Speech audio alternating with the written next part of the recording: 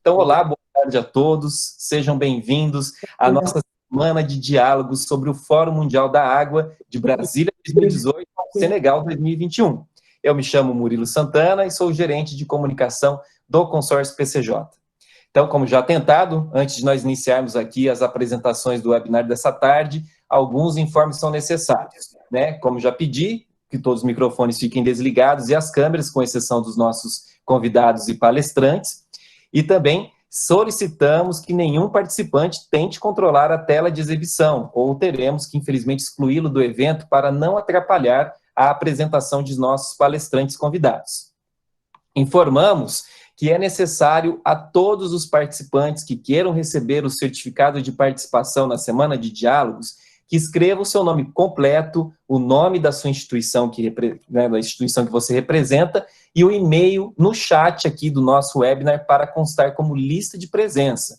Nós atentamos que o webinar é gravado, né, inclusive as conversas do chat, o que nos permitirá comprovar essas presenças para a emissão dos certificados. Só receberão os certificados aqueles que comprovarem presença nos 4 dias de webinar. Vale lembrar também que as perguntas devem ser realizadas via chat. A nossa colega Daniele, da equipe de comunicação, está aí fazendo toda essa moderação e nos enviará essas perguntas para que possamos retransmitir aos palestrantes. Regras expostas, todos prontos, sem mais delongas, vamos dar início ao nosso terceiro webinar, que desta vez contará com uma surpresa para vocês. Vocês estão chegando agora, a gente tem um convidado muito especial. Eu tenho a honra de convidar para realizar a abertura oficial do evento dessa tarde do cônsul-geral de Israel para São Paulo, Alon Lavi, que fará uma breve exposição sobre as iniciativas israelenses para a construção da sustentabilidade hídrica no seu país. Senhor Alon Lavi, seja bem-vindo, a palavra é sua, o senhor tem 5 minutos para fazer a abertura e as devidas apresentações. Bom, muito obrigado, Murilo, e boa tarde a todos, e shalom. Já perdi 30 segundos, então vou tentar ser bem breve, bem exato. Israel tem escassez de água desde o princípio, desde Abraão, chegou à terra do Canaã e do rei David, reino de David, reino de Salomão e muito mais. E desde 48, o desafio da água é um desafio principal que Israel precisava vencer. E por isso desenvolvemos e ainda tem muita nova tecnologia na área hídrica, por favor. Quero mencionar algumas coisas principais. Educação é muito importante. Meus filhos sabem que não podem escovar seus dentes e lavar seus dentes sem fechar a água. E é um exemplo, mas é bem conhecido. Até que não pode lavar o carro com tubo, mas com outras coisas. Então, educação é algo bem principal.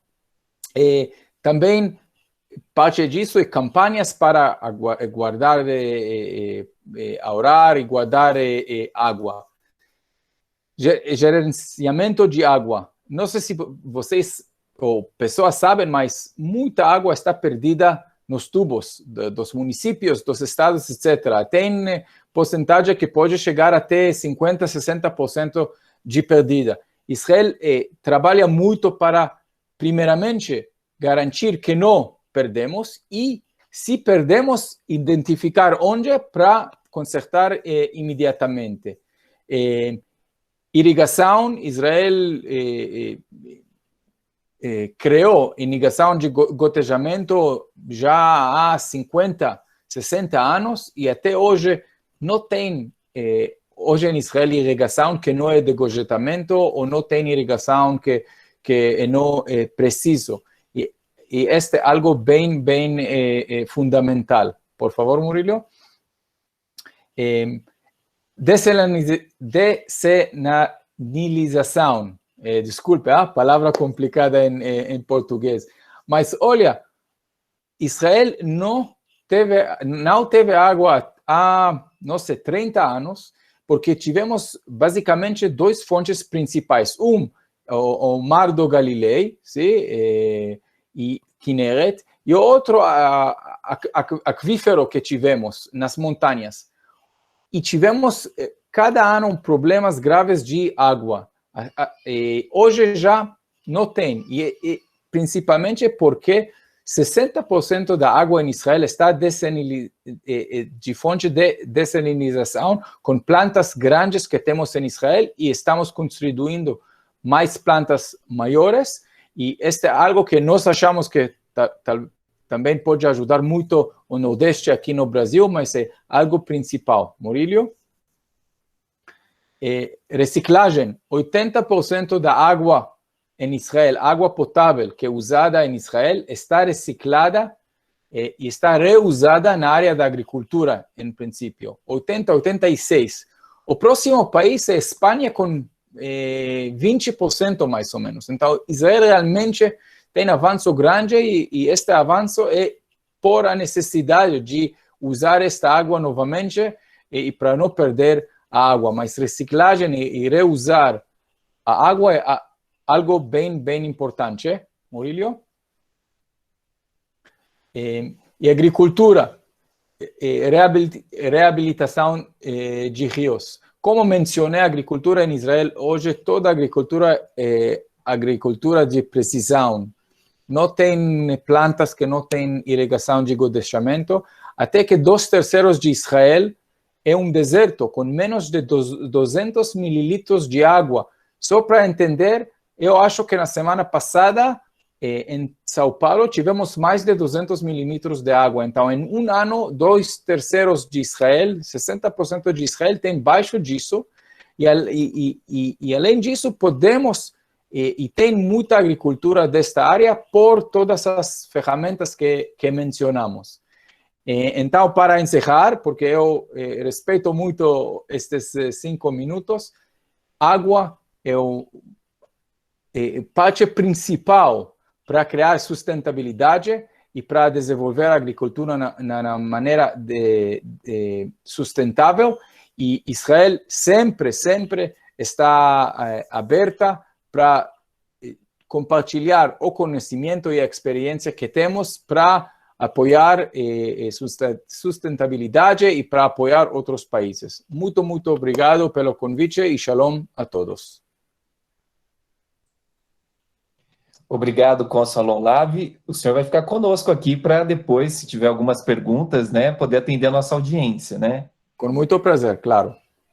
E também vale aí, eu não sei como é que está esse ano lá em Israel, né, mas tem a UATEC, que ocorre todos os anos, pelo menos ocorria antes da pandemia, não sei se esse ano, como é que está? O senhor pode nos dar um parecer aí, como é que está o UATEC? Vai ter o UATEC esse ano ou não? Vai ficar para o ano que vem?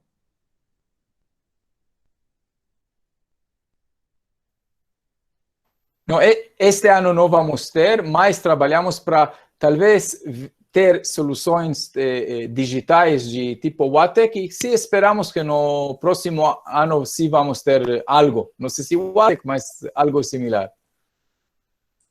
Esperamos sim. Então, só para a nossa audiência aqui saber, a UATEC é uma importante feira, né, de questão de gestão de recursos hídricos que Israel promove todos os anos, ali entre os meses de setembro, outubro ou novembro, né, mais no mês de outubro.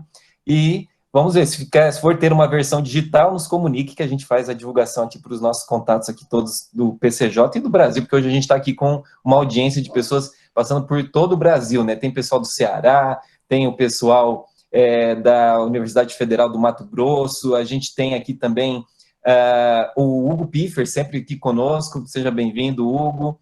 Bastante pessoas lá do Ceará, né? O pessoal de Fortaleza, o Unopar de Fortaleza, sejam todos bem-vindos, tá bom? Bom, e já com essa abertura feita, né, eu agradeço aí novamente ao cônsul geral de Israel para São Paulo, e agora daremos início aos trabalhos com os nossos palestrantes convidados dessa tarde. Como todos têm verificado nos webinars da Semana de Diálogos, o consórcio PCJ elaborou uma pergunta norteadora para cada webinar.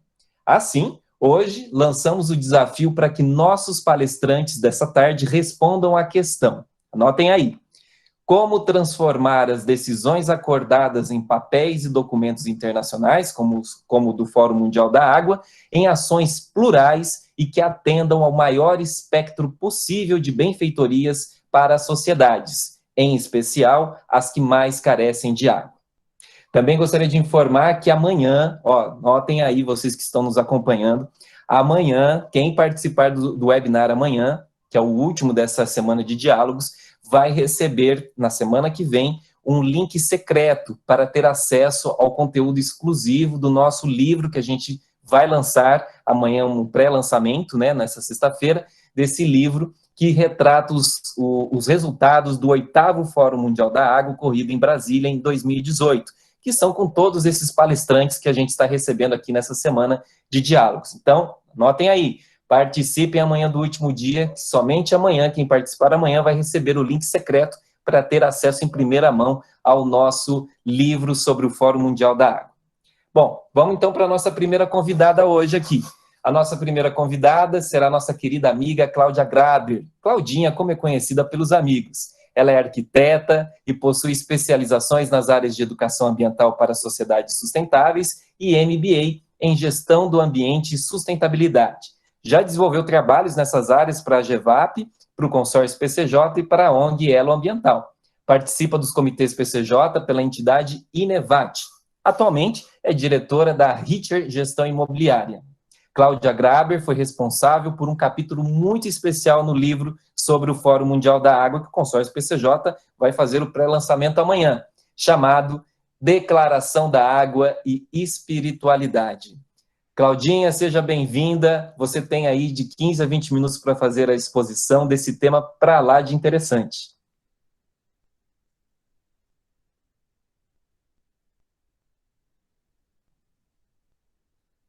Cláudia, o seu microfone está desligado.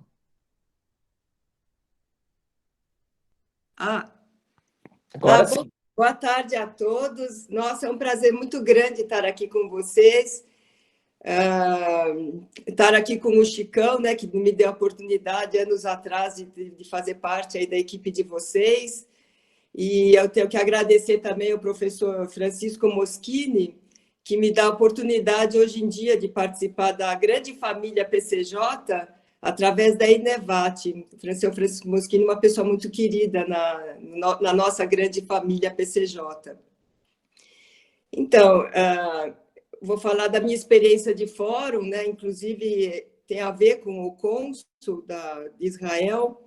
Eu participei do primeiro fórum que eu participei, foi de Marselha, lá na França, e uma das coisas que eu mais fiquei impressionada foi uma sala que eu participei lá, que entraram muitas pessoas muito de preto, assim, e o pessoal do Banco Internacional, de bancos internacionais, tinha o pessoal da faixa de Gaza e tinha o pessoal lá chorando, dizendo que não tinha água, que, por favor, os bancos internacionais ajudassem a eles terem água lá naquela região. Eu não conheço a região, então não posso falar melhor, talvez, como se possa falar. Mas os bancos foram muito sérios e firmes em falar que eles não ajudariam sem paz. Quer dizer, não tem água, não tem paz, não tem água. É uma coisa que me impressionou muito, isso daí. E depois, no fórum aqui do Brasil, também participei, né, em Brasília, e realmente eu cheguei a participar de sessões de água e espiritualidade. Quando vocês me pediram, eu até me senti um pouco mais tranquila, porque eu cheguei a participar de algumas salas, que é um assunto que me interessa muito. E a bateria está fraca. Espera aí, instante só. Não, aqui.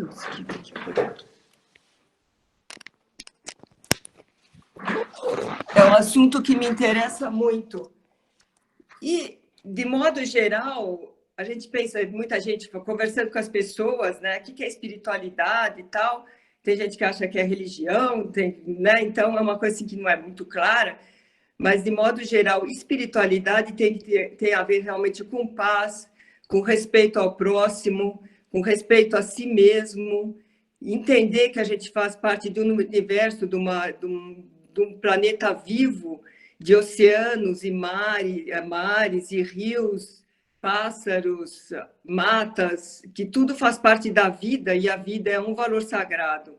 Então, entender essa interdependência esse respeito ao próximo, a necessidade de cooperação, são valores que a gente pode considerar valores espirituais.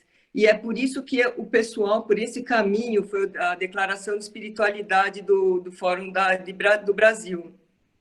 Aí eu fiquei pensando, mas será que nós, ou outras pessoas que falam de espiritualidade, estão falando sozinhas? O que será que isso tem a ver com todos os outros documentos e salas que foram do Fórum?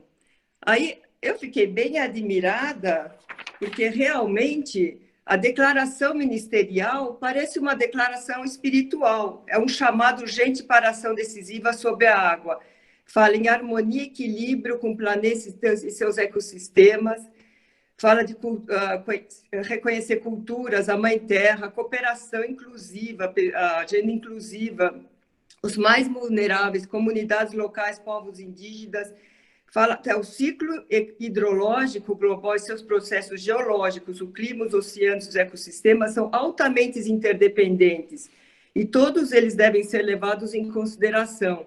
A Carta de Brasília, Sustentabilidade, também tem esses dizeres. Então, a gente chega à conclusão que todo mundo está vendo a água de uma forma espiritual, como as soluções. As soluções passam por a gente enxergar a água, enxergar as nossas atitudes de forma mais espiritual, sabe? O respeito ao próximo, o respeito a todas as formas de vida, para conseguir lidar com a água. Aí, talvez isso chegue mais às pessoas, à comunidade, porque realmente tem as soluções técnicas, elas têm que ser usadas. A gente fica muito contente de poder trazer soluções técnicas de Israel e de outros países para cá, assim como grandes obras de engenharia, mas a parte realmente de você cuidar da água no ambiente dela.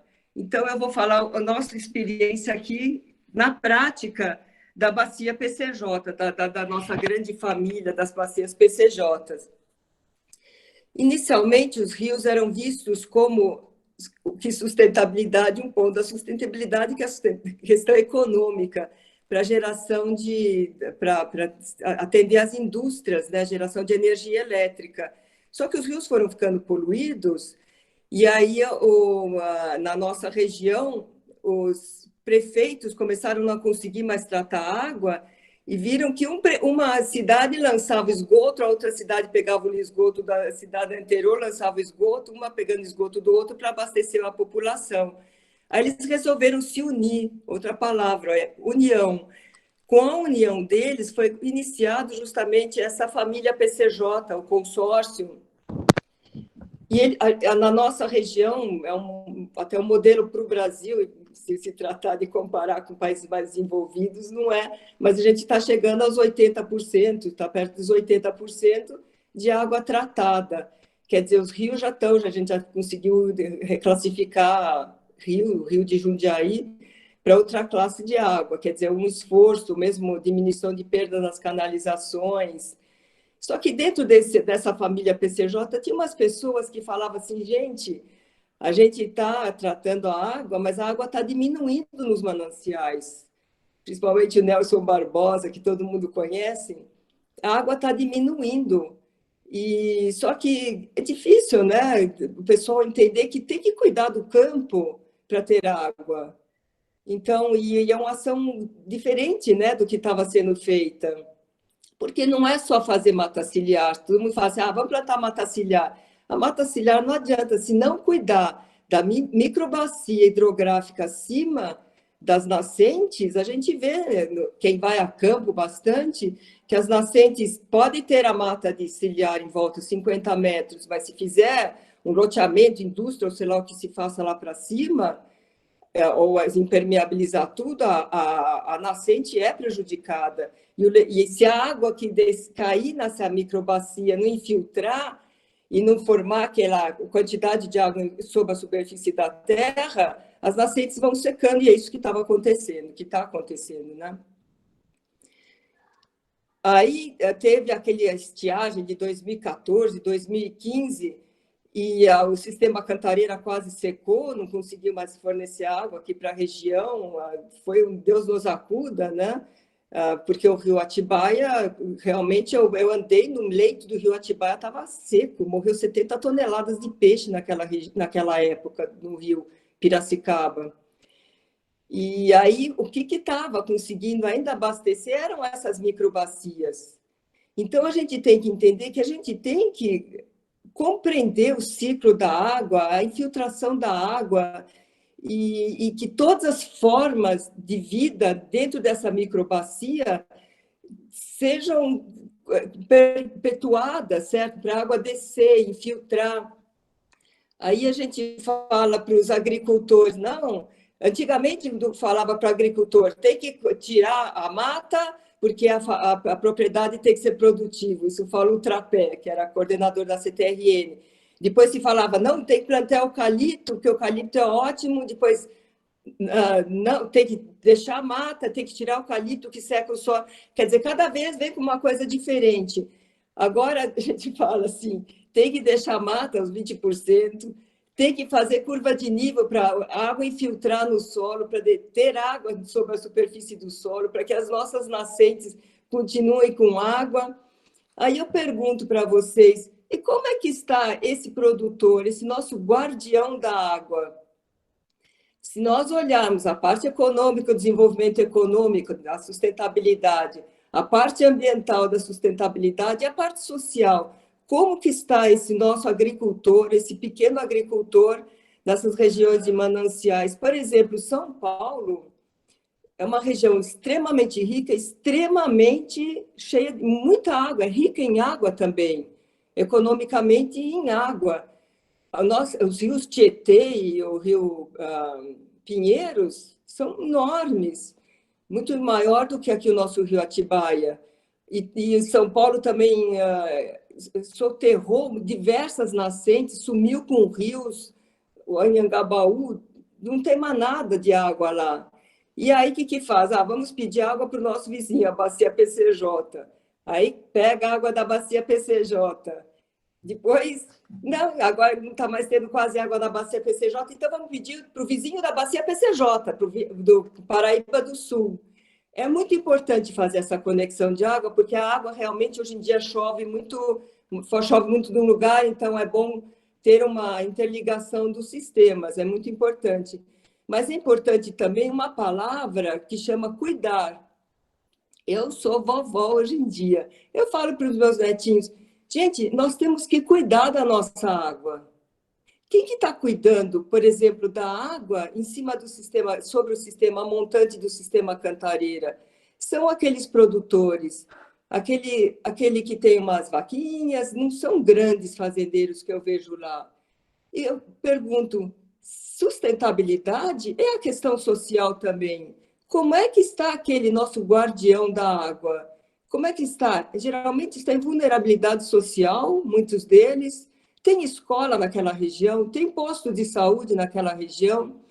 Então, para nós estarmos falando para o mundo hoje em dia, para a gente conseguir que as pessoas pensem na água, não só na parte técnica, a gente tem que falar o que o mundo está querendo. O mundo está querendo mais igualdade. Basta ver todas as passeatas que tiveram nos Estados Unidos, que depois tiveram na França, aqui no Brasil também.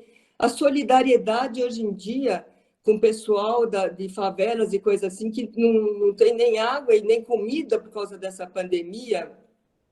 Então, eu acho que se a gente quiser realmente chegar no coração das pessoas, conseguir uma mudança, a gente tem que tratar de valores muito, muito importantes, que são os valores espirituais.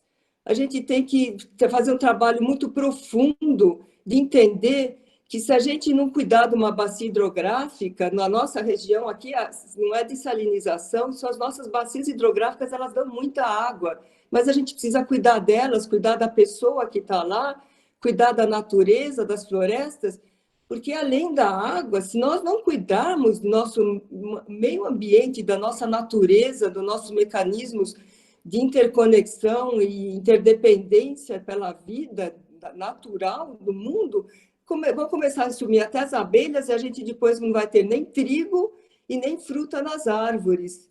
Então, eu acho que a gente ver essa questão de espiritualidade, eu cheguei à conclusão que é muito importante para a gente prosseguir e conseguir resultados concretos e chegar a todos, e não só nos técnicos da água, nos detentores do poder. Então, é por aí a minha mensagem. Obrigada. Que é isso, Cláudia, nós que agradecemos aí essa sua sensibilidade, né, de lidar com esse tema, né. Eu tenho aqui uma pergunta para você, até do Francisco, né, você participou conosco lá do projeto de educação ambiental voltada à gestão de recursos hídricos, que foi uma ação pioneira que o consórcio fez aqui na bacia do PCJ, e no momento que se falava, né, de educação ambiental, mas não falava de água, né, você acha que agora a gente dá para inserir também o contexto da espiritualidade, não como um conceito de religião, mas um conceito de espiritual, da água com essa conexão espiritual?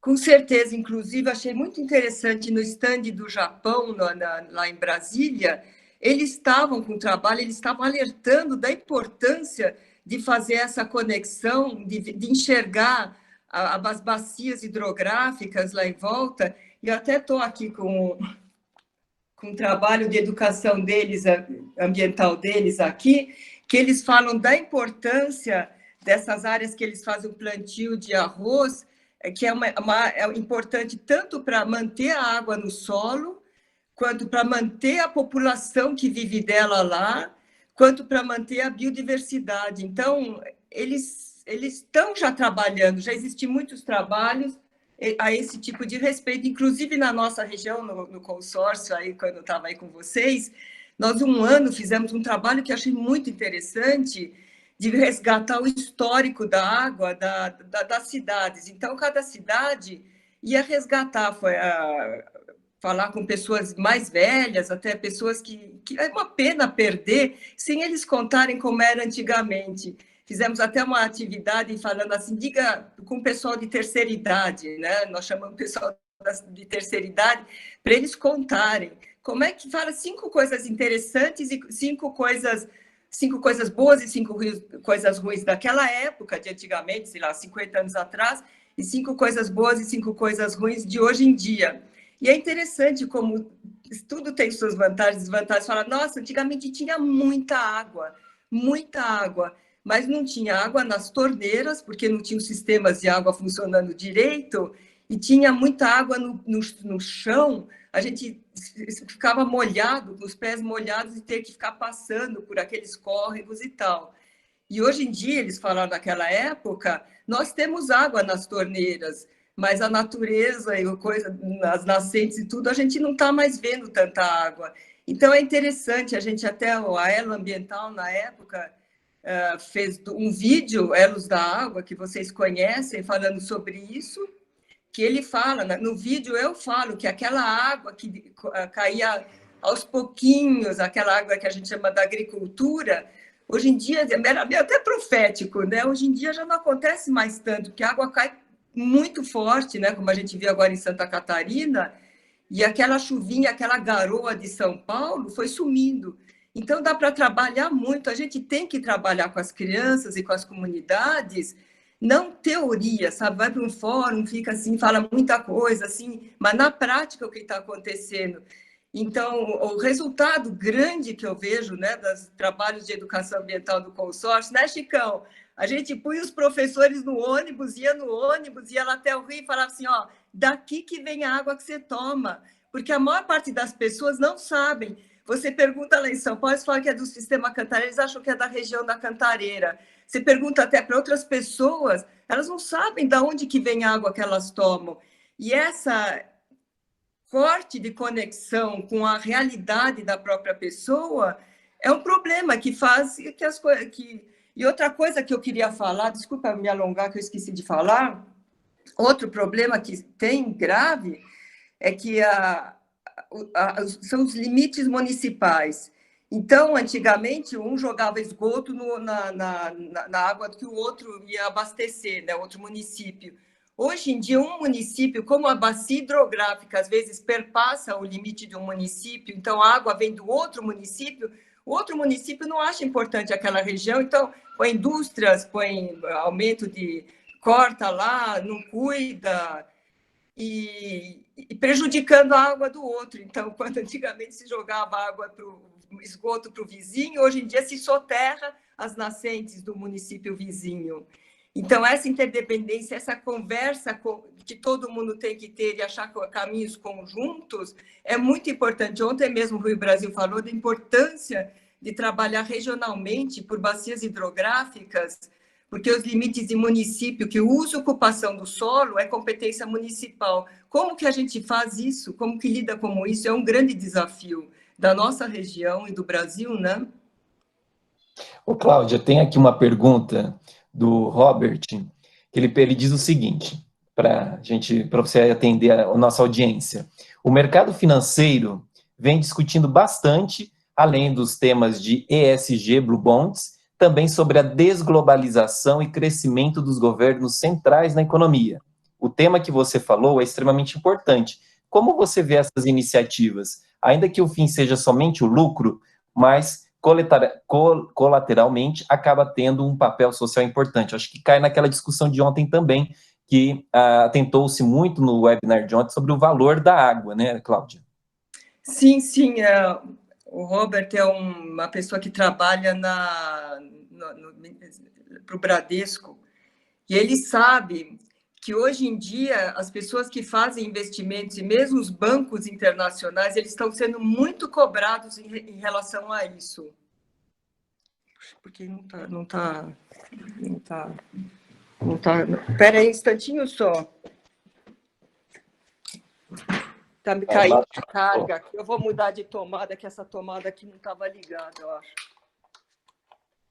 Agora, os investidores, os bancos internacionais, estão todos muito preocupados com isso, inclusive, sabe, financiar cigarros, financiar armas, está sendo cada vez mais cortado e exigido que não se financie mais esse tipo de coisa. E a questão da água também, a questão da água, meio ambiente, está sendo também valorizada no sentido de que não se financie esse tipo de coisa. Ninguém quer ter um lucro em cima de tráfico de animais silvestres, em cima de, sei lá, sabe, de armamento internacional. As pessoas querer ter lucro, né, e as grandes empresas, mas elas têm que ter aquela responsabilidade social, que provavelmente a minha colega de hoje vai conversar. É muito importante, porque hoje em dia, se não tem essa responsabilidade social, a empresa pode até fechar, porque a comunidade está forte dizendo, não queremos mais. É isso daí. Obrigado, Claudinha. Tem mais perguntas aqui para você, mas vou segurar um pouquinho para debate com todo mundo, tá bom? Mas tá, obrigado. Muito obrigada pela oportunidade. Eu que agradeço, Claudinha. E relembrando mais uma vez, continue e façam suas perguntas pelo chat, tá? Que a Daniela está fazendo aí a moderação e mandando aqui para a gente.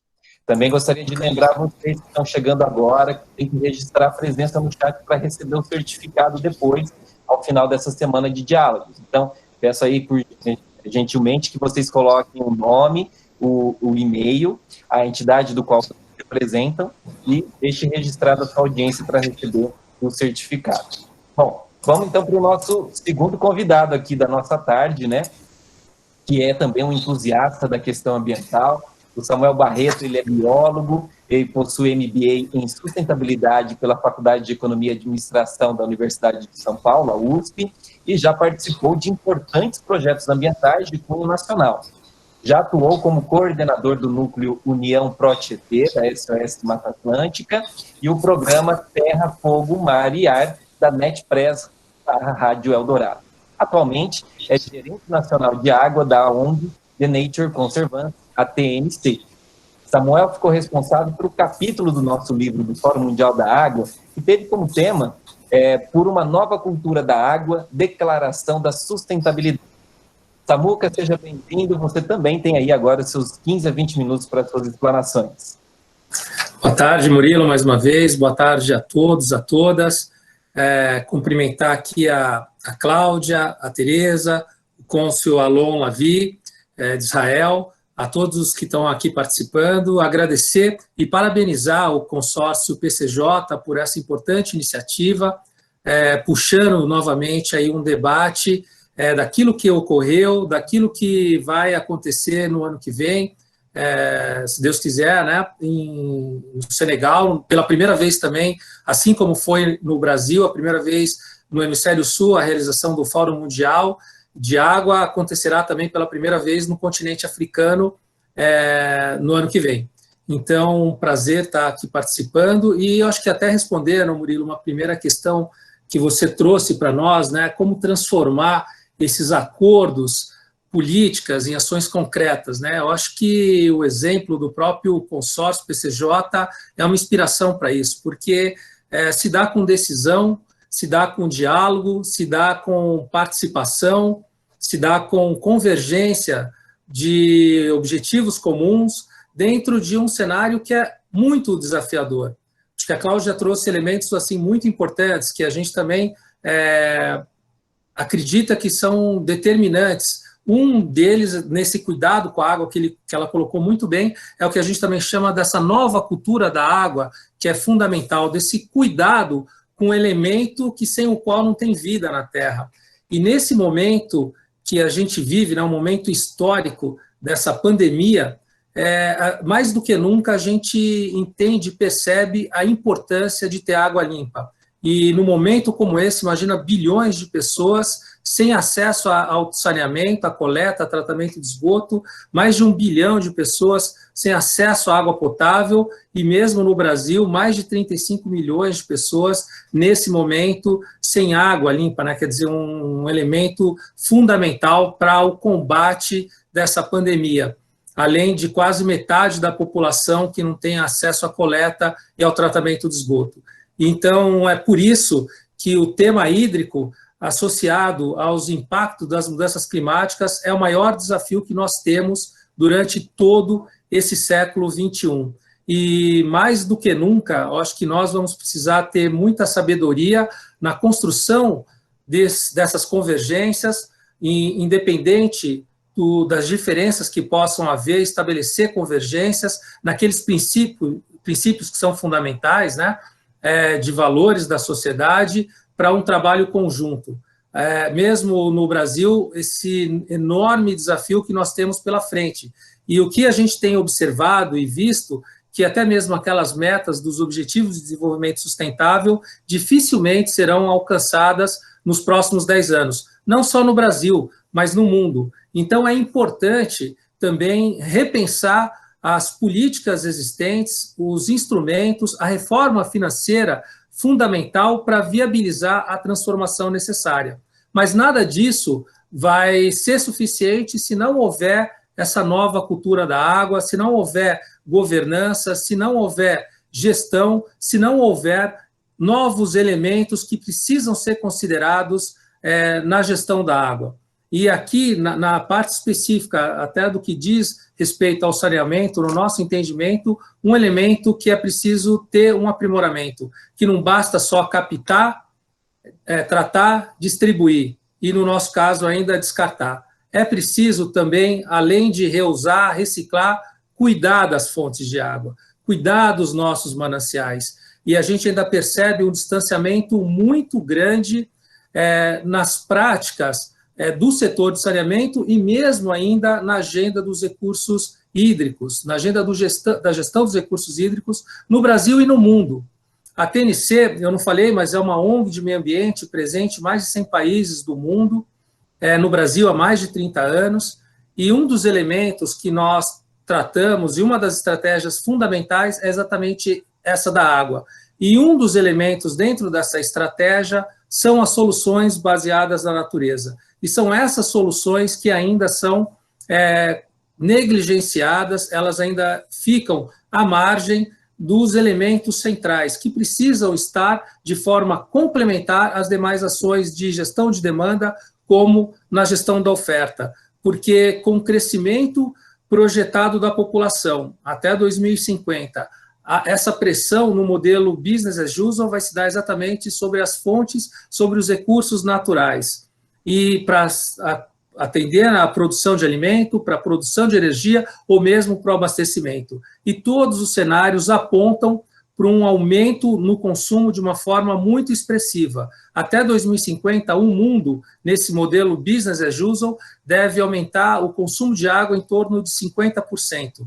Os países como o Brasil, os BRICS, devem chegar com um aumento em torno de 80%. Então, imaginem só esse cenário, onde muitos lugares já estão enfrentando uma escassez, né? Quer dizer, se não é a escassez, esses extremos climáticos, como nós observamos ontem, antes de ontem, no sul do país, que estava passando e continua passando ainda por uma seca muito forte. No caso do Paraná, a pior dos últimos 40 anos. Então, imaginem esse cenário de alteração climática, de potencial alteração desses regimes de precipitação, com aumento, com a tendência de aumento de consumo, por exemplo, para a geração de energia, para a agricultura, para a navegação e até mesmo para o abastecimento. Então, essa questão do gerenciamento do risco é um elemento absolutamente fundamental. E eu diria que nos últimos 15 anos, acho que uma mudança muito interessante que aconteceu na agenda hídrica no mundo se deu exatamente com uma maior participação do setor de usuários, do setor privado nessa agenda. Não é à toa que no relatório de riscos globais do Fórum Econômico Mundial, a questão da crise hídrica ou dos desastres naturais aparecem entre os 3 primeiros assuntos, isso desde 2012, 2013, por anos seguidos. Se não aparece especificamente como água, aparece como desastres naturais, mudanças climáticas, que nada mais é do que a expressão da água pelo excesso ou pela falta. Então, e por que acontece isso? Porque esse risco hídrico ele tem aumentado mundo afora, e isso tem provocado perdas econômicas muito severas, a partir da própria perda física, da disponibilidade da água, mas não só da disponibilidade da água, porque a partir da escassez da água pode haver também riscos regulatórios, como aconteceu também no Brasil durante a crise hídrica aqui no estado de São Paulo, onde a bacia do Alto Tietê passou a ter uma normativa sobre crise hídrica e permanece até hoje. Então, aquela água que estava disponível para um determinado usuário pode passar a não ter, mesmo que você tenha excelência, compromisso nos seus padrões e uso eficiente da água, mostrando também que não adianta atuar só nos limites da fábrica, entre aspas, né? É preciso olhar para a bacia hidrográfica, que é a unidade de planejamento que nos rege. Então, o risco regulatório é um outro elemento, mas além do risco regulatório, tem também o risco reputacional. Quer dizer, a Cláudia também trouxe esse elemento, é a percepção, é o entendimento da sociedade. Então, esse é um outro elemento muito importante que precisa ser trabalhado, além, obviamente, do risco financeiro. Então, esse componente, né, acho que o ingresso do setor de usuários, seja por empresários, por investidores, acho que foi uma grande mudança que houve na agenda hídrica mundial. E essa mudança ela é extremamente importante, porque serão também com as empresas, com os governos e com a sociedade civil de uma maneira coletiva que será possível dar conta de um desafio tão complexo. Ninguém sozinho vai conseguir resolver uma questão de tamanha complexidade e que tem aumentado esse desafio, exatamente pelos impactos e sinergia decorrentes das mudanças climáticas. Então, é preciso repensar essa agenda hídrica. Agora, também existem muitas oportunidades, né? Muitas oportunidades. Mas só ainda falando sobre um elemento das questões de soluções de natureza, a TNC fez um estudo em 2017 em 4.000 médias e grandes cidades do mundo. E o que apareceu nesse estudo está disponível no nosso site, chama Beyond the Source. Em português, nós batizamos como Além do Manancial. Se vocês tiverem interesse, depois eu posso compartilhar também o link desse trabalho. Mostrou alguns dados muito preocupantes. O primeiro deles é que 40% dessas 4.000 médias e grandes cidades onde está a maior parte da população mundial, tem nível médio ou elevado de degradação das suas fontes de abastecimento, o que coloca o risco hídrico também para nós, para o abastecimento doméstico, para o funcionamento, né, das cidades, do campo. Então, esse foi um primeiro dado bastante preocupante. O outro dado que a gente identificou é que apenas 1% de todo investimento feito no mundo, nessas 4.000 e médias e grandes cidades, são aplicados em soluções baseadas na natureza.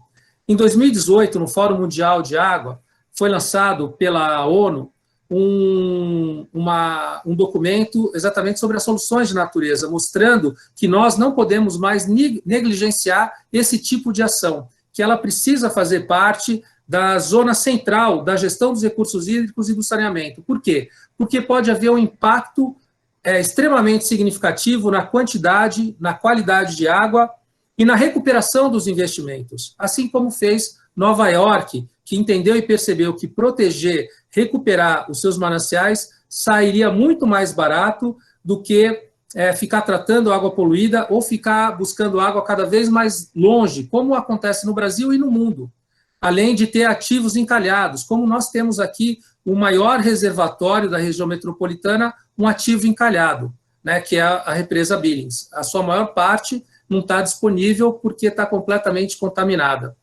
Então, as soluções de natureza precisam ser trazidas para o centro das decisões. Agora, o que apareceu de interessante também nesse trabalho? Que de cada 5 cidades, 4 delas teriam benefícios por meio dessas ações baseadas na natureza, como a conservação da floresta, como a restauração florestal, porque elas cumprem com uma função na paisagem. A Cláudia também colocou isso, a água não vem da torneira, ela vem de um manancial, esse manancial está numa bacia hidrográfica. Esse estudo que nós fizemos mostrou que pelo menos 40% dessas regiões, algumas delas, inclusive aqui no Brasil, chegam a índice superior a 70%, estão impactadas, e, portanto, causando prejuízos na qualidade e na disponibilidade de água. Então, a cada 5, 4 cidades trariam benefícios positivos com esse tipo de ação, porque a paisagem produtiva, ela pode, um planejamento de paisagem e o papel da floresta pode ajudar, nos ajudar. De que maneira? Fazendo com que a água infiltre, ajudando a restabelecer o ciclo da água, aquilo que a gente aprende no ensino básico, né? Antigamente no primário. Então, restabelecer esse ciclo da água, fazendo com que essa água infiltre e não escoe superficialmente, lavando o terreno, provocando erosão, provocando sedimentação, provocando mortes. Além disso, ajudando na filtração dessa água. E nós temos feito trabalhos, estudos mostrando exatamente o retorno de investimento desse tipo de iniciativa.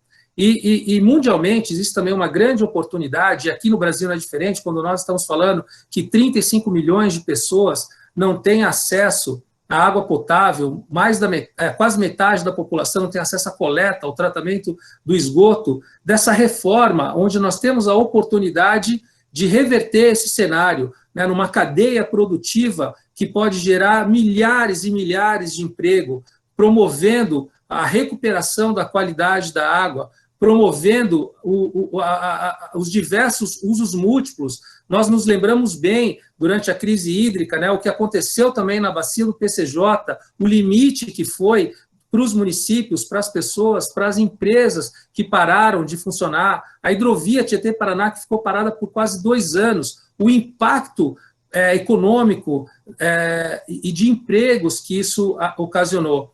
Então, romper com esse ciclo vicioso numa lógica onde nós podemos promover uma transformação no aprimoramento da gestão dos recursos hídricos, no aprimoramento da questão da lei do saneamento, das reformas financeiras, dos instrumentos econômicos que podem estar conectados e que, de uma maneira coletiva, dentro de uma plataforma conjunta de ação, onde governos, sociedade civil e o setor privado atuando de forma conjunta, acho que temos uma chance muito poderosa de promover a segurança hídrica. Então, esse Fórum Mundial de Água que aconteceu no Brasil já foi um marco em si, porque para chegar até lá teve muito trabalho. A Seção Brasil também se articulou com mais de 70 organizações a ponto de superar a Dinamarca e conseguir trazer para o Brasil pela primeira vez para o Hemisfério Sul esse Fórum Mundial, onde teve mais de 100 mil pessoas participando, traduzindo esse assunto que nós estamos discutindo aqui entre nós, que pode ter alguma eventual divergência, mas, de certa forma, nós estamos com o mesmo interesse, o mesmo objetivo, mas de trazer a sociedade para essa nova cultura da água, né, para esse valor imensurável que é cuidar desse bem que é fundamental para a vida na Terra. Então, Brasília, acho que também deixou um legado importante de engajar a sociedade ali na Vila Cidadã, e para o Senegal, essa jornada também vai ser determinante, porque vai tratar de assuntos cruciais, como a segurança hídrica, né? Quer dizer, esse maior desafio que nós temos hoje em dia, promover segurança hídrica, conseguir transformar bacias hidrográficas em bacias hidrográficas saudáveis, resilientes, onde a promoção dos usos múltiplos seja possível, onde a inclusão social, os direitos de comunidades e populações mais vulneráveis sejam promovidas, onde o diálogo seja fortalecido, onde a geração de emprego, a qualidade de vida possa ser trazida. Então, esse tema do próximo Fórum Mundial também será uma grande oportunidade, né? Quer dizer, a segurança hídrica, a questão do desenvolvimento rural. Aqui a gente também tem um gap ainda muito grande, porque cerca de 20 milhões de pessoas no Brasil não têm acesso adequado ao saneamento rural também. E isso ainda está um pouco escondido e à margem. E, além disso, os meios para promover essa transformação. Voltando nessa pergunta do Murilo, e para encerrar aqui essa primeira parte da minha fala, que eu acho que eu estou chegando aqui no horário, as ferramentas, né, quer dizer, a forma de fazer isso, e eu acho que, novamente, a participação social, o que a nossa lei dos recursos hídricos, que foi trabalhada a muitas mãos, com esforços de tanta gente, promovendo essa descentralização, essa participação, essa integração, e com instrumentos muito interessantes, que induzem as boas práticas. Né? Quer dizer, olha para frente, não tem uma lógica de punição, mas tem uma lógica de organização, de estímulo positivo, com os instrumentos financeiros adequados. Acredito que a gente tem muita chance para fazer como aconteceu no Jundiaí, onde não houve um downgrade, né? Quer dizer, um rebaixamento de classe de água, mas o contrário, teve um upgrade, uma ascensão de classe de água, e a gente entende e percebe o que significa a melhoria da qualidade de água para toda uma população, para toda uma região. A gente tem uma grande oportunidade de transformar essa agenda numa agenda de desenvolvimento regional que conecta com todos os segmentos, com todos os setores da sociedade, e talvez uma facilidade, porque alguns temas são muito complexos de tratar, mas a água, eu acho que a gente tem uma facilidade, porque está presente no nosso dia a dia, e vai ser com pragmatismo também, né? Com pragmatismo, com gestão, com participação, com transparência, né? Com fortalecimento das instituições e com uma ação conjunta, a qual nós acreditamos também na TNC, com base em ciência, que vamos conseguir superar esse desafio. E estamos juntos à disposição para trabalharmos, né, e para seguir firmes no alcance desse objetivo, de termos bacias hidrográficas saudáveis, resilientes, com benefício e qualidade de vida para todos. Obrigado, Samuel. E tem um pessoal aqui no chat que está perguntando desse estudo aí que você falou, né? A nossa equipe conseguiu o link, que é o estudo chama Beyond the Source. Exato. Então, ó, o pessoal que está nos vendo, que estava pedindo para o Samuel disponibilizar o estudo, então a nossa equipe já localizou lá no site da TNC e já disponibilizou aí no chat, é só clicar que consegue baixar. Samuel, tem uma pergunta aqui para você bastante instigante, que é o seguinte, olha. Por que resolver problemas, é do Diego Assis, por que resolver problemas hídricos em países com abundância de água como o Brasil, que detém cerca de 12% da disponibilidade de água doce do planeta, com tecnologias de países que esgotaram seus recursos? Bom, é importante você cuidar da água com disponibilidade ou não, né? Quer dizer, o importante é você não perder qualidade, não perder quantidade. E a gente também está passando por um processo muito perigoso de tipping point do funcionamento desse sistema de todo esse amazônico, onde tem um papel muito importante nesses rios voadores, né? Quer dizer, no envio também de umidade para regiões sul e sudeste. Alterar esse padrão pode gerar um desequilíbrio gigantesco em nível global, inclusive, obviamente, aqui para nós. Então, o importante é atuar na prevenção. Além disso, né, essa distribuição de água ela não está uniforme à concentração populacional. Enquanto a Amazônia tem quase 70% da água, as regiões sul, sudeste e nordeste têm cerca de 16%. E boa parte desses corpos hídricos estão completamente inviabilizados. Segundo a Agência Nacional de Águas, pelo Atlas do Saneamento, nós temos hoje quase cerca de 116 mil quilômetros de rios no Brasil com comprometimento, em diversos graus. 114 mil quilômetros de extensão, só para dar uma dimensão do que essa distância significa, é 1/3 do caminho da Terra para a Lua.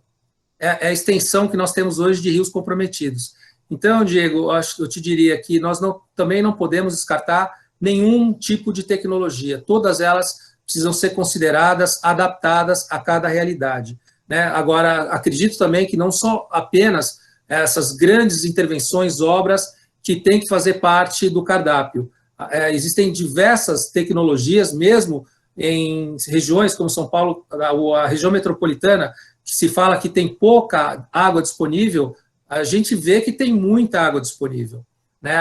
As águas invisíveis. Então, é preciso também pensar nas diferentes formas de tecnologia que precisam ocorrer. Por exemplo, tecnologias também para a zona rural, tecnologias no ambiente amazônico, tecnologias sociais, e tem muita expertise no semiárido, né? Então, eu diria que nenhuma prática, nenhuma tecnologia pode ficar de fora. E a gente tem que saber usar exatamente as melhores, aquelas que se aplicam a cada região, para também otimizar, inclusive, a viabilidade financeira das mesmas.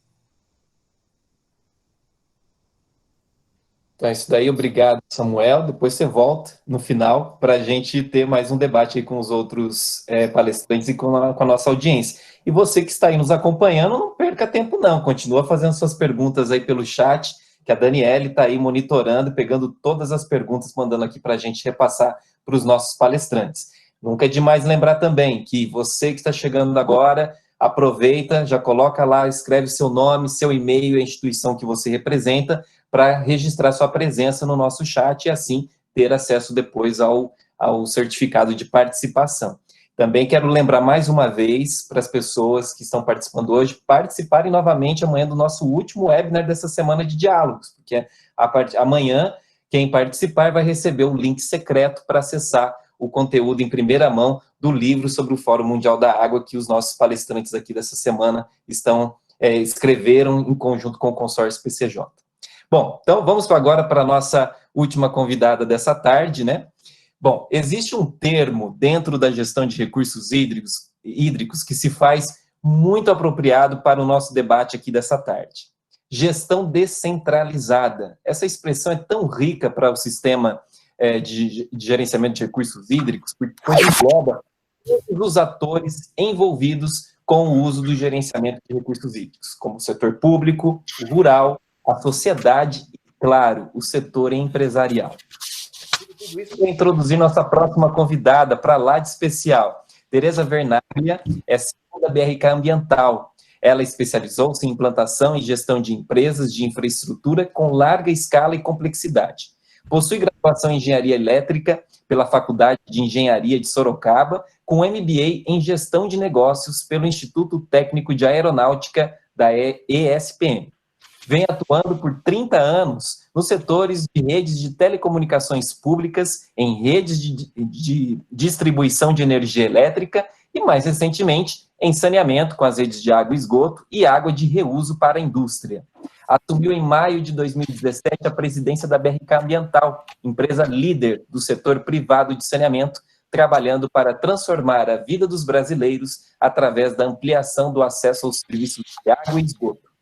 Tereza ficou responsável pelo capítulo em nosso livro com o tema Compromisso Empresarial com a Segurança da Água.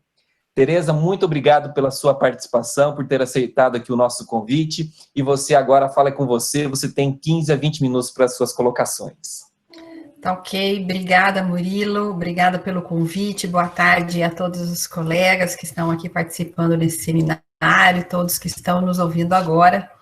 E, bom, eu acho que esse é um tema que recurso hídrico, água, proteção de manancial, é algo do qual o nosso negócio depende. Uma empresa que distribui água, faz a coleta, tratamento e disposição de esgoto, uma empresa de saneamento, tem no seu core business o principal insumo, que é a água, portanto, faz parte da nossa estratégia todas as iniciativas que tenham como objetivo a proteção desse recurso.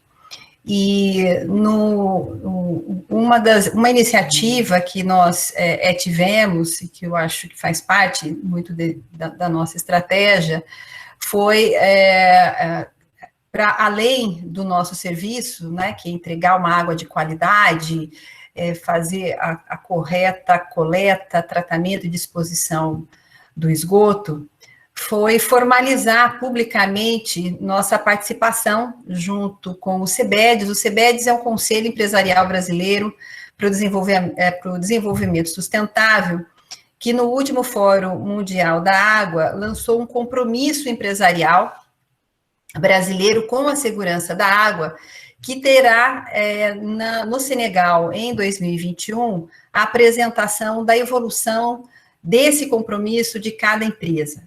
Esse compromisso, Murilo e demais, ele tem 6 pilares, eu não vou varrer todos, mas eu vou falar aqui alguns deles, que o primeiro é ampliar a inserção do tema da água na estratégia dos negócios. Bom, isso, por óbvio, é o nosso negócio, então a gente já atendeu esse compromisso de imediato.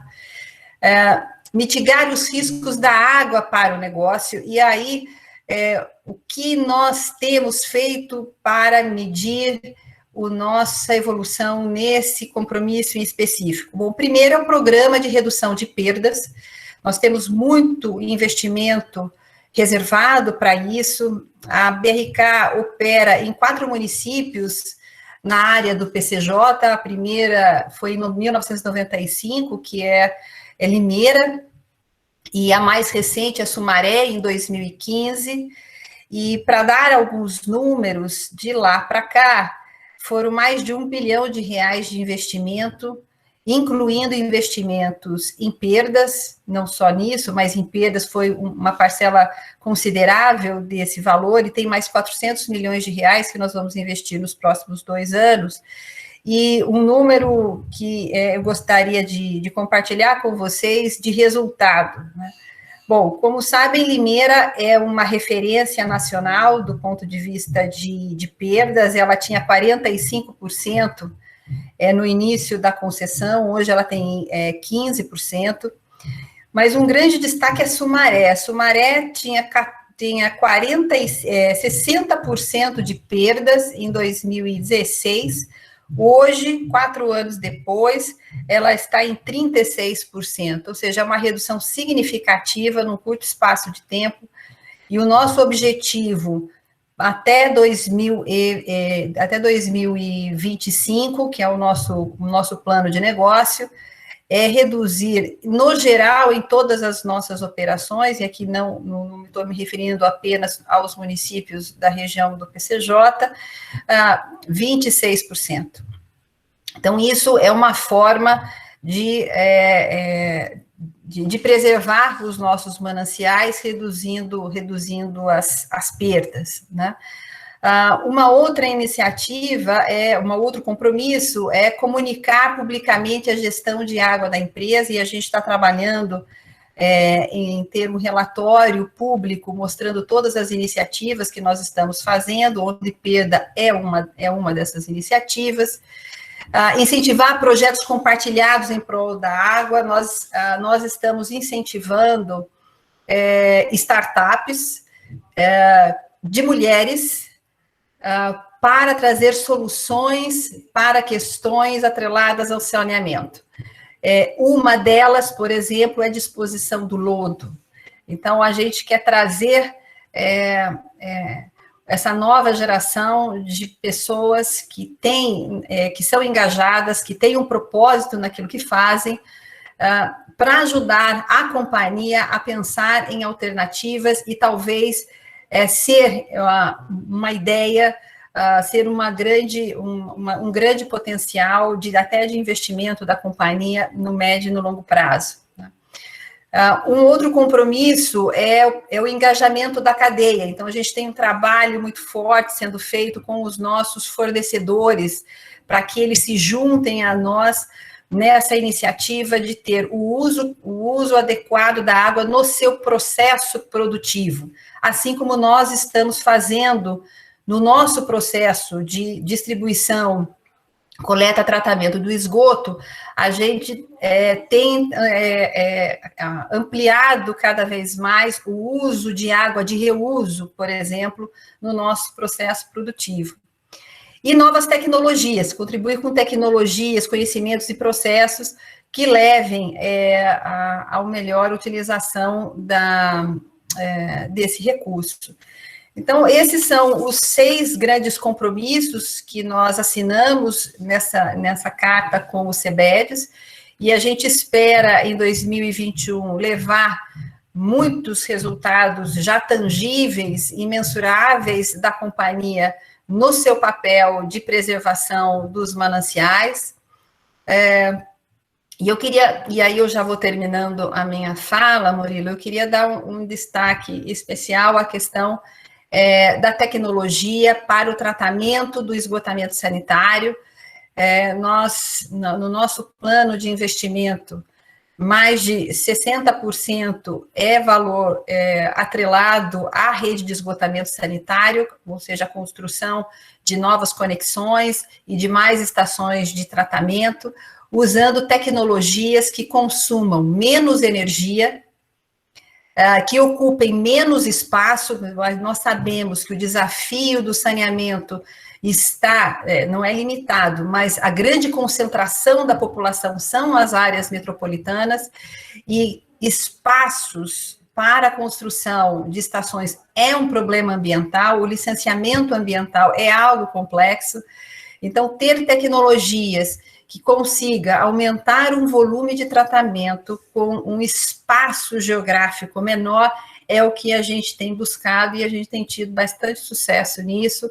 E um exemplo é uma estação de tratamento que a gente tem aqui em Rio Claro, com uma tecnologia Nereda, que tem sido usado como referência para outros estados que estão fazendo visita a essa estação, para muitos agentes públicos querendo conhecer o que a gente fez em Rio Claro, e também temos uma estação dessa equivalente no Rio de Janeiro, a estação de Deodoro, como um benchmark para outros estados onde a gente vai levar essa tecnologia. Então, é uma combinação de fatores, tecnologia, engajamento empresarial, investimento muito claro, dedicado em iniciativas de combate à perda, e investimento também na substituição de novas redes que mitiguem os vazamentos. Então, acho que aqui eu encerro a minha fala, Murilo, dando um pouco do que é o comprometimento nosso e a nossa visão do nosso papel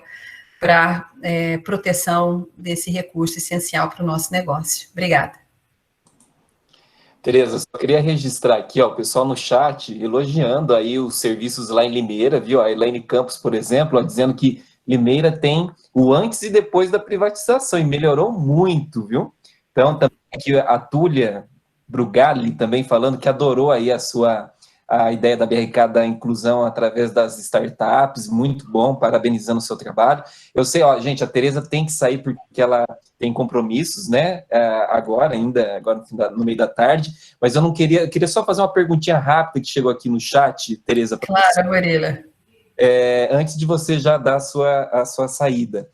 O Instituto Oca do Sol, ele está perguntando o seguinte: os recursos financeiros no Brasil são escassos, né, e o custo de são muito mais baratas e com retornos muito mais elevados. em termos de resposta de produção de água em qualidade e quantidade.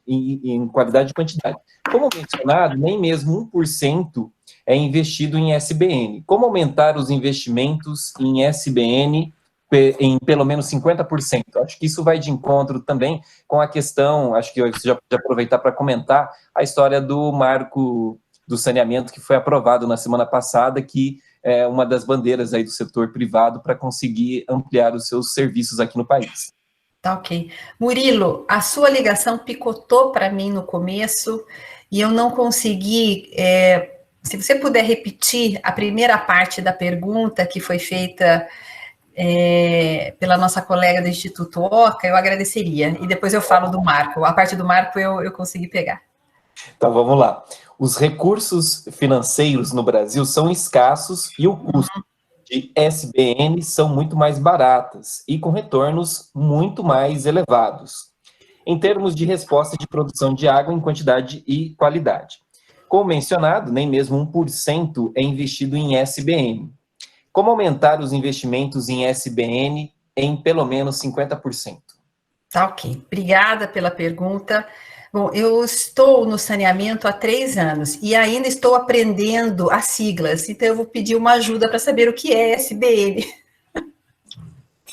São as soluções baseadas em natureza, Tereza, como conservação, restauração, é a proteção dos mananciais aí com essa abordagem. Tá ok, obrigada. Bom, eu não sei. É um item essencial para o serviço de saneamento e proteção das nascentes, né? Como que o setor privado pode auxiliar nesse processo também na questão de água bruta? Uhum. Bom, eu posso dizer o que a gente vem fazendo nas nossas operações. Nós não poupamos recursos do nosso investimento naquilo que for necessário e que nos cabe para a proteção dos mananciais. Então, em cada uma das nossas unidades, a gente tem programas de reflorestamento no entorno dos mananciais para recuperar as matas ciliares. A gente tem um trabalho junto com as agências, com as secretarias de meio ambiente de cada um dos municípios onde a gente atua, porque se proteger os mananciais é proteger o nosso negócio. Eu não tenho como entregar, cumprir o meu contrato de concessão ou a minha PPP se eu não e eu sendo responsável não proteger esses mananciais. Então, naquilo que é de nossa responsabilidade de proteção, nós não medimos, faz parte do plano de negócio e está no custo daquilo que está no plano de negócio. Então, a gente não tem, nós não economizamos nisso, porque sem isso a gente não tem a empresa e daqui a 5 anos eu vou ter um problema muito maior, né? Como a gente é uma empresa que tem visão de longo prazo, para dar uma ideia, na BRK, o nosso plano de negócio dos próximos 5 anos, a gente não sobe dividendo aprovado no Conselho de Administração para o acionista. Todo dividendo volta para a empresa para garantir que a gente vai seguir na universalização dos nossos contratos. Então, é só para dar um pouco do nosso comprometimento e visão de longo prazo. Para as áreas onde a proteção do manancial em si não está dentro do escopo do nosso contrato de concessão, o que nós fazemos são os programas socioambientais, e nós atendemos só no ano passado mais de 160 mil crianças de escolas públicas em todos os nossos estados, são 12, são mais de 100 municípios, indo nas escolas e levando a consciência, a importância de se não jogar lixo na rede de esgoto, como eu acho que no começo da fala alguém mencionou que quando vai num programa de visita com as crianças, mostrando lá o rio, assim, olha, a água vem daqui, porque muitas vezes as crianças não sabem sobre isso, então fazer a conscientização das crianças é muito importante, mas uma aproximação também com os órgãos públicos locais, dando dicas e treinamentos em como poder preservar melhor a fonte de água, né? Então, é a parte que nos cabe, eu acho, fazer quando não é da nossa total responsabilidade a proteção dos mananciais, porque não está dentro da nossa operação. E, obviamente, sempre trazer, e eu acho que no momento de Covid a gente fez isso de forma muito intensiva em todas as nossas operações, comunicando a importância do uso consciente da água, da proteção dos mananciais, de não escovar os dentes com a torneira aberta, como bem colocou aqui o embaixador de Israel. Eu acho que nós também temos o papel de levar mais informação sobre saneamento para a população, em especial a população que a gente serve, que é onde a gente tem a maior interação, como sendo o papel relevante da empresa privada de levar essa consciência. E em tempos de Covid também, né, que as pessoas estão mais em casa, o uso consciente da água e aqueles que podem pagar, que paguem pela água. Tereza, e como eu tinha falado para você da história do marco do saneamento, chegou agora um monte de perguntas. Sei que o seu tempo tá apertadinho, mas vou falar aqui, vou compilar as perguntas que as pessoas estão fazendo agora do marco do saneamento para que você comente. Uhum. O Ângelo Lima, por exemplo, está dizendo que, considerando que a água é estratégica para os setores produtivos, e ao que me parece, não basta apenas atender às conformidades, não está na hora das empresas trabalharem para além dos furos das fábricas? Outra questão que chegou aqui, olha, é do... cadê aqui? Espera um pouquinho que agora me perdi. É do Vitório Gilberto Zottino. De que forma as ações empreendidas pelas empresas podem se transformar em business e gerar renda? Qual o incentivo do Estado para que tenhamos um avanço tecnológico significativo a nível mundial? Talvez na questão aí de recursos hídricos, né, que é a área de atuação da BRK. Aqui também perguntando o seguinte, olha, privatizar significa garantir água e saneamento como direito humano? Significará universalizar, inclusive, para os pequenos municípios do Brasil? Acho que todas essas perguntas dialogam com a questão do marco aí que foi aprovado do saneamento na última semana, como que a BRK está vendo toda essa mudança agora na legislação. Uhum.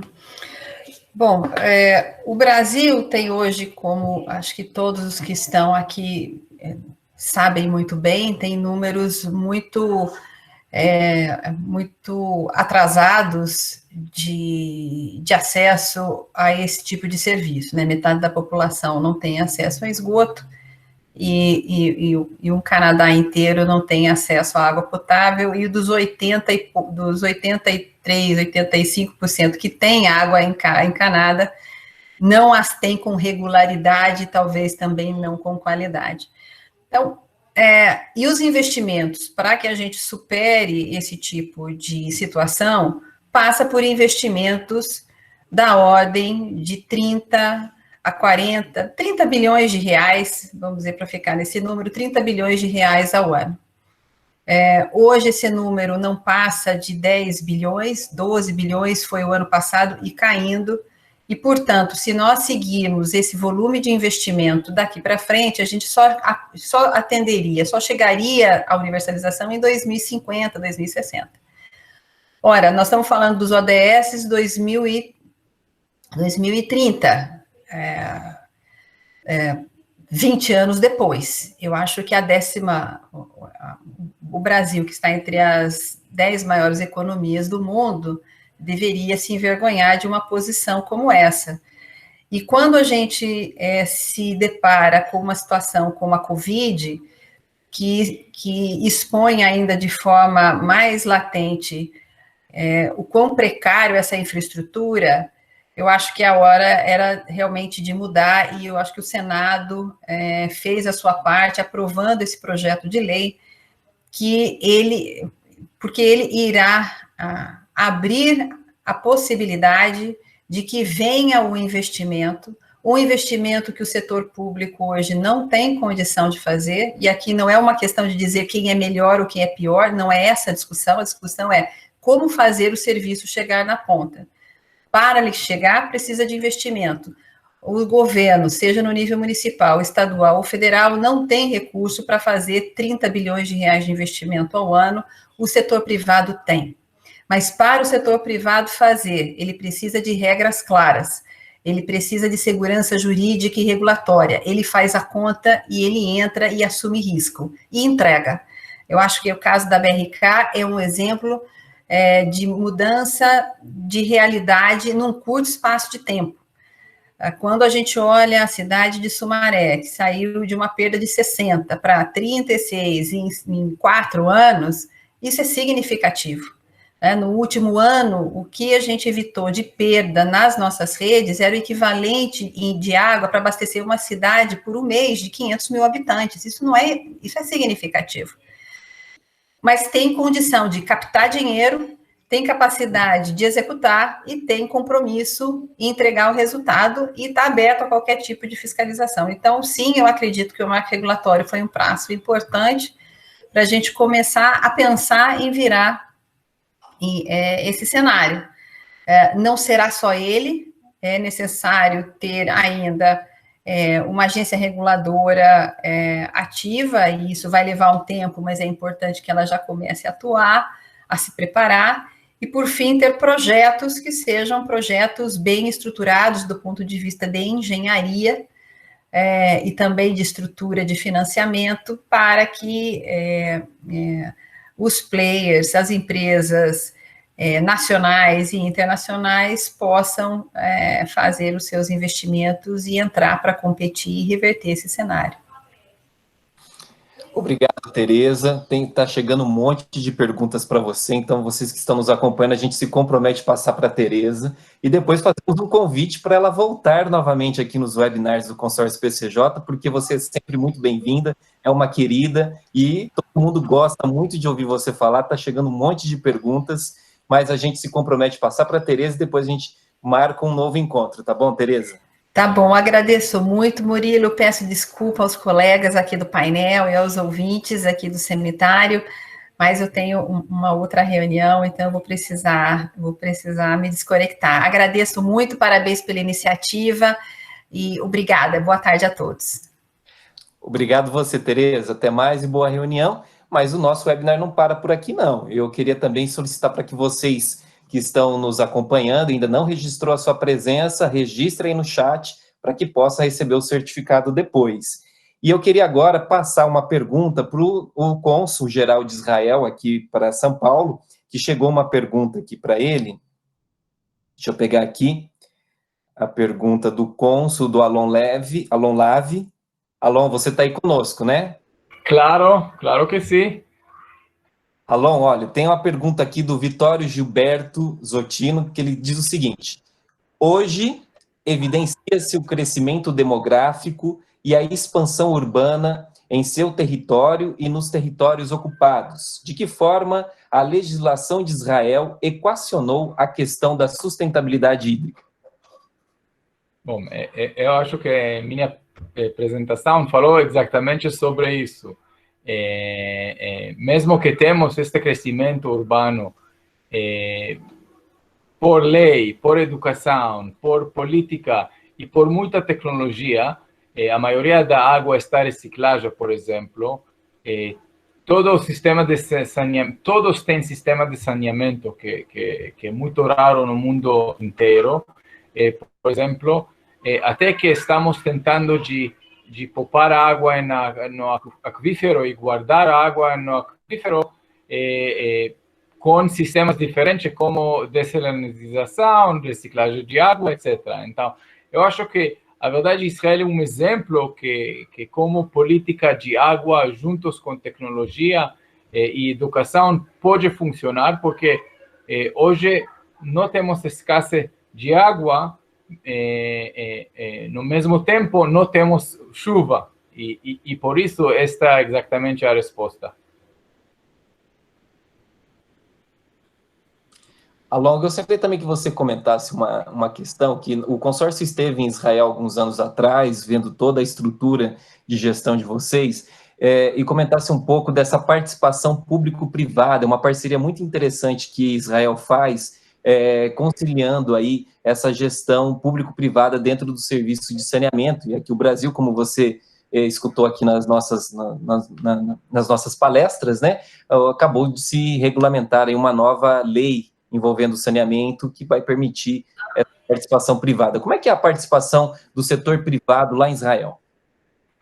Sim, no, o setor privado está não só envolvido, mas juntos com o governo está liderando este assunto, e as plantas grandes de dessalinização são privadas. Talvez a diferença é que tem custo para água em Israel, tem custo para água e tem custo para saneamento de água. E por isso tem, vamos dizer, mercado, e temos dinheiro para investir mais e para devolver mais. Claro que tudo está relacionado com isso. Então, sim, temos muitos PPP, sim, Public-Private Project, Private-Public Partnership, parceria entre setor público e setor privado, muito porque tem custo para água e tem custo para saneamento. Nós, como cidadãos, pagamos água e pagamos saneamento, e por isso tem mercado. Então, sim, funciona.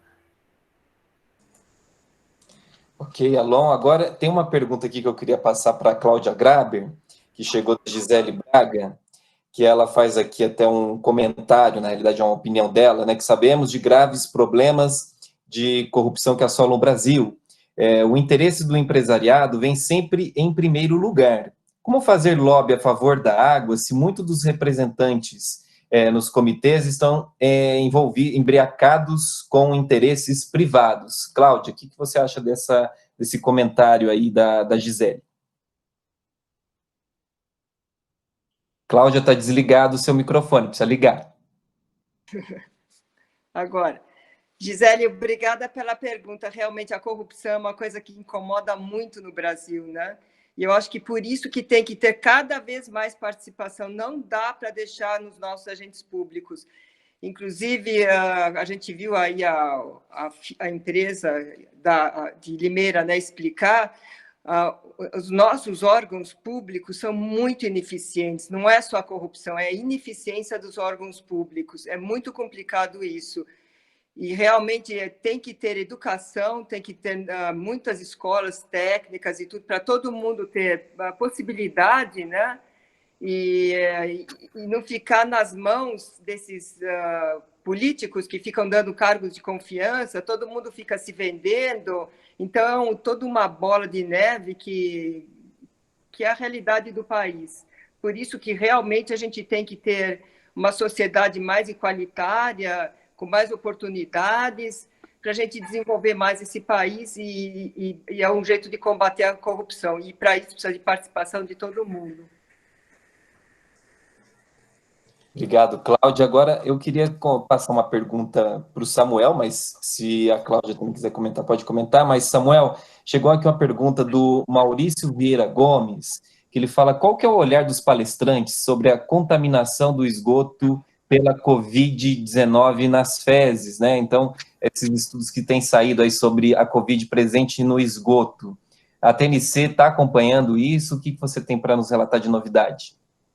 A gente acompanha, Murilo, de forma, obviamente, muito preocupante, né, porque é um risco adicional quando a gente coloca em perspectiva a quantidade de pessoas no país que não tem nem acesso à coleta e à transmissão, e no momento, né, que se diz que nós temos duas epidemias, aquela população mais vulnerável e pessoas como nós, que estamos mais protegidos, né? Então, você torna ainda mais vulnerável os vulneráveis. Então, com muita preocupação e ainda com uma deficiência muito grande de atuação por parte dos governos. É diferente, né? Até quando a gente fala assim, fica em casa, até quando você mora num cômodo de madeira com mais de 10 pessoas dentro.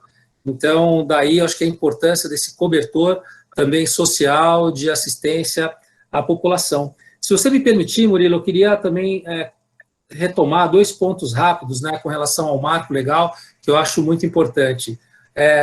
E a gente acabou não falando, não tendo oportunidade de tratar muito aqui, que é o papel também das agências reguladoras no país. cabe lembrar que quase 1/3 ainda dos municípios no país não tem regulação nenhuma. Então, é um processo, primeiro, novo. É fundamental fazer com que essas agências ganhem autonomia, independência técnica, né, para que realmente possam cumprir com uma função social. E aí a participação, novamente, da sociedade vai ser fundamental para estabelecer o que é necessário ser feito, que tipo de serviço precisa ser feito, a que custo, para não gerar mais assimetrias do que já existem hoje, que tem um risco também com relação a isso. E, então, além do papel das agências reguladoras, de ter uma regulação forte, transparente, ter também uma clareza, uma transparência nos processos de licitação. Então, acho que são 2 pontos aí bastante importantes para que nós também estejamos atentos, participantes desse processo. E eu só também queria ressaltar uma questão do papel do setor privado, né, para também a gente não... Existem uma série de problemas, né, no país com relação à corrupção, mas não dá, da mesma maneira, quando a gente olha para a questão política e coloca todo político na mesma, no mesmo lugar comum, né, que nenhum político presta ou que nenhuma empresa presta, né, porque isso é bom para quem faz errado. Então, para isso é importante, novamente, ter transparência, ter governança. Queria aqui divulgar, talvez o Ângelo, acho que ele está aqui conosco, mas ele participou ontem, ele é o secretário executivo do Observatório de Governança das Águas, a TNC também faz parte do comitê gestor, junto com outras organizações. Aliás, vai ter um webinar no próximo dia 8 sobre o papel dos indicadores de governança da gestão dos recursos hídricos para a promoção da segurança hídrica, olhando para várias dimensões, né? Quer dizer, dimensão entre relação Estado-sociedade, o papel desses organismos de bacia, podendo trazer maior insumo para que esse instrumento da política passe a cumprir com o seu papel e, ao mesmo tempo, ter um indicador importante para a sociedade acompanhar. Então, acho que é importante a gente também separar esses elementos para não jogar todo mundo na mesma vala comum, né?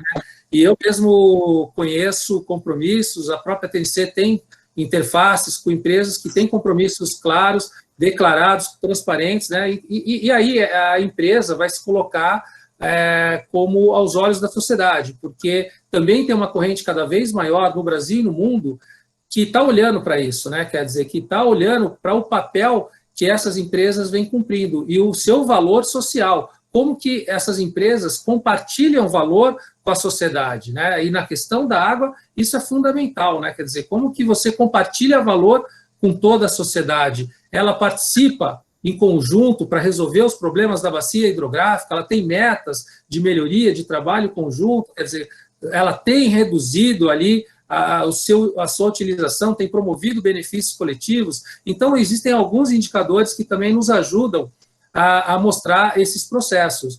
E acho também importante que todos aqui, sejam governo, sociedade e empresas, vão ser determinantes para superar um desafio tão grande no que diz respeito à segurança hídrica. E só para falar também na questão da bacia do PCJ, nas soluções de natureza, né, a Cláudia tem um papel aqui fundamental, porque ela é membro da Câmara Técnica de Recursos Naturais do Comitê.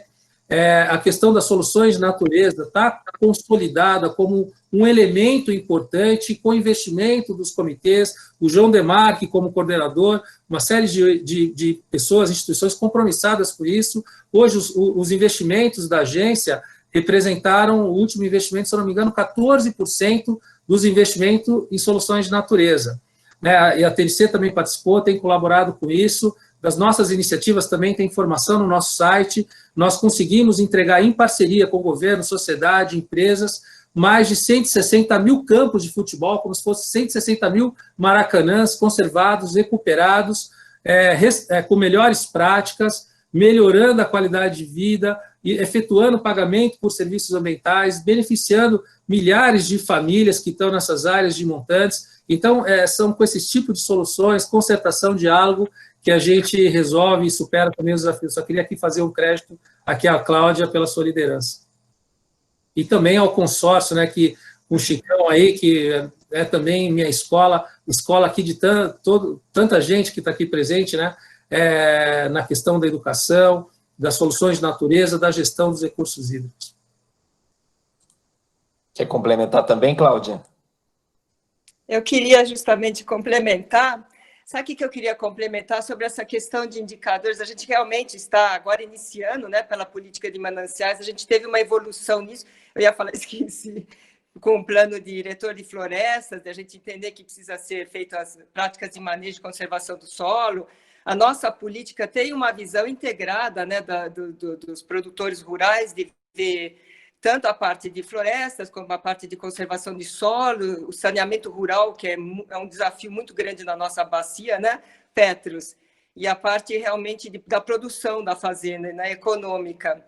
E eu queria também completar que um sonho meu, pessoal, que nós estamos tentando, né, fazer um mapa. Nós temos um mapa de qualidade das águas do PCJ que a gente usou muito e sensibiliza muito os rios em vermelho, amarelo, verde, azul, para mostrar como que está a qualidade das águas e termos metas, objetivos na nossa cabeça de que aquele vermelho fique amarelo, que, sabe, o amarelo fique verde.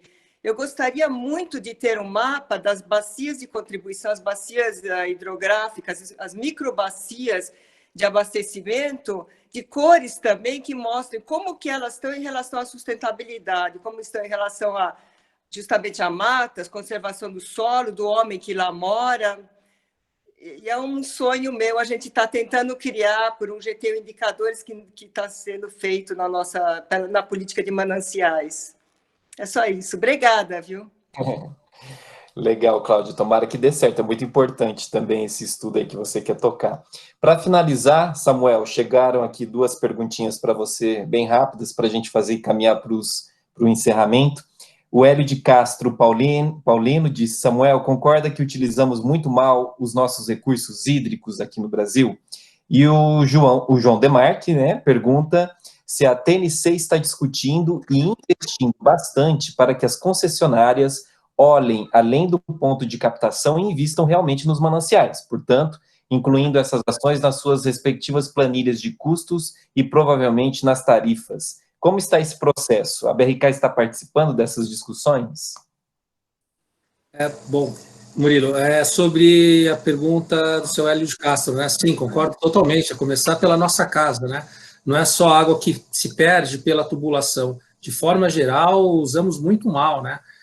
Durante a crise hídrica aqui em São Paulo, na região metropolitana, só pela atitude das pessoas nós economizamos um manancial inteiro. Para quem conhece, o equivalente ao reservatório do Guarapiranga, para mostrar como atitudes individuais colocadas em coletividade, o impacto e o resultado que isso dá. Mas isso passa por uma mudança também de comportamento, ações permanentes, né? De educação de um novo cuidado pela água. A Patrícia está aqui também, de Brasília, Goiânia, nos ouvindo, o pessoal da OCA, enfim, tantas pessoas aqui participando, com experiências também sobre essas iniciativas. Então, sim, precisamos rever, usamos muito mal em todas as áreas, tem espaço para promover melhoria em todas elas. Sobre a pergunta do João, a TNC tem sim trabalhado fortemente, tem um caso muito interessante que nós estabelecemos, desenvolvemos com Santa Catarina, junto com a Companhia Municipal de Água, a Imasa, junto com a agência reguladora, na época a GESAM, hoje a Aresc,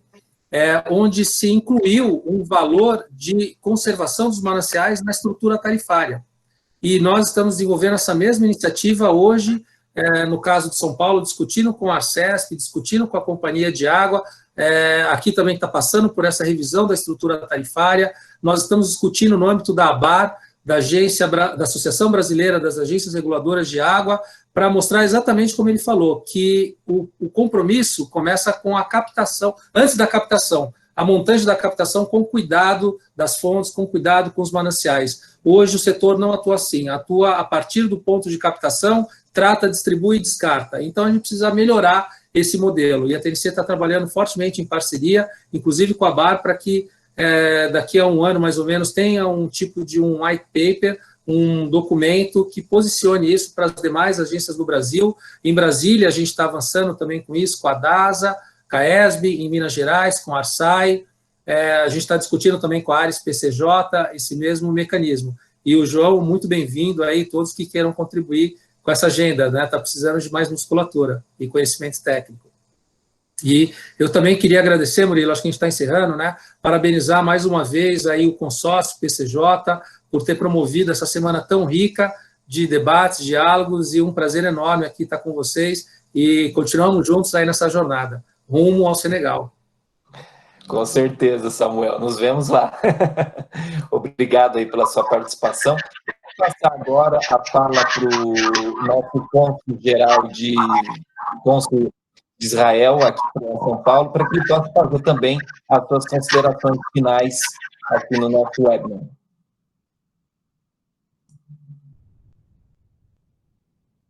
Alô? Não tá ligado o seu microfone.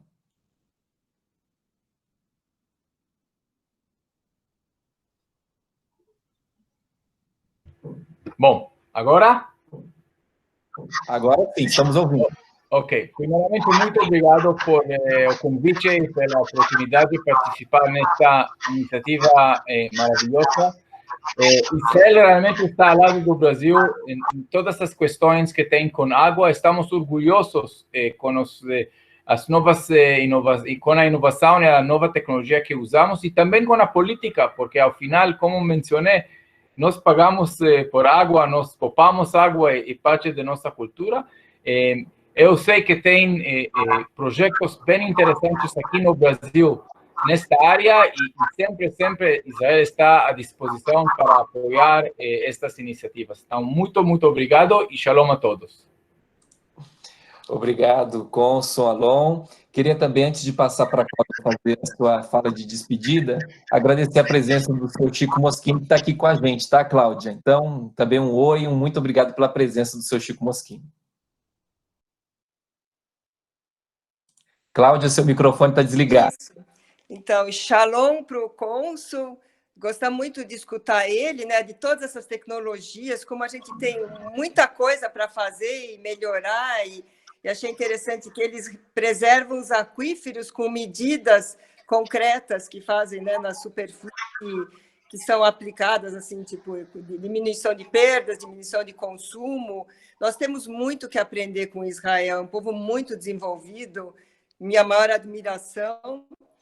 E acho que, de modo geral, está todo mundo falando a mesma língua, né? E que, pensando na sustentabilidade, no mote de sustentabilidade para Senegal, a gente realmente olhar em todos os sentidos para ter sentido para os participantes, né? Não só a parte econômica, técnica, mas também ambiental e social, a gente não pode esquecer.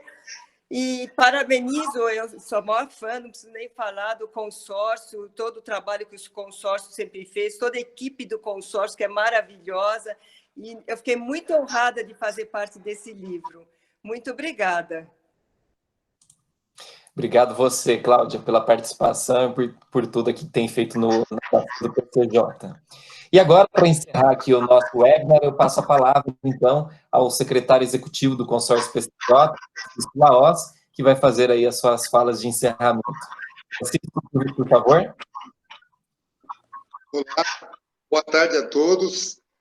Nossos agradecimentos, nossos especiais agradecimentos ao cônsul Alon Lave, ao Samuel, a Tereza, a Cláudia.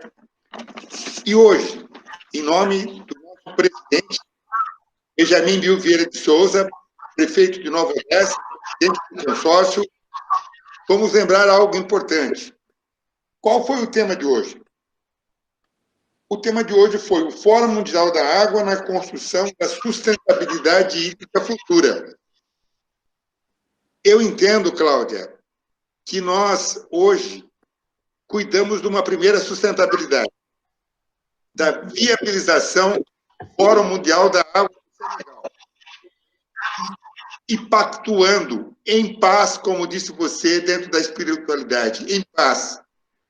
Nós falamos do marco legal do saneamento de forma tranquila, sem rancores, sem ódios, sem preocupações, como desafios e compromissos. Então, vamos deixar essa mensagem. Vamos pactuar a construção da sustentabilidade do Fórum do Senegal e nas nossas ações diárias, até o Fórum, que a gente construa um planeta melhor. Muito obrigado a todos. Obrigado, Francisco. Obrigado a todos que estiveram conosco aqui nessa uma vez. Que amanhã tem mais webinar. Amanhã a gente vai estar aqui de novo nesse horário. Peço que todos participem também desse último dia para receber o link secreto para depois ter acesso em primeira mão ao livro do Fórum Mundial da Água que o Consórcio PCJ. Muito obrigado a todos novamente. A gente se vê amanhã, então, no último webinar dessa sequência de 4 webinars da Semana de Diálogo sobre o Fórum Mundial da Água. Valeu, gente. Tchau, tchau. Até mais.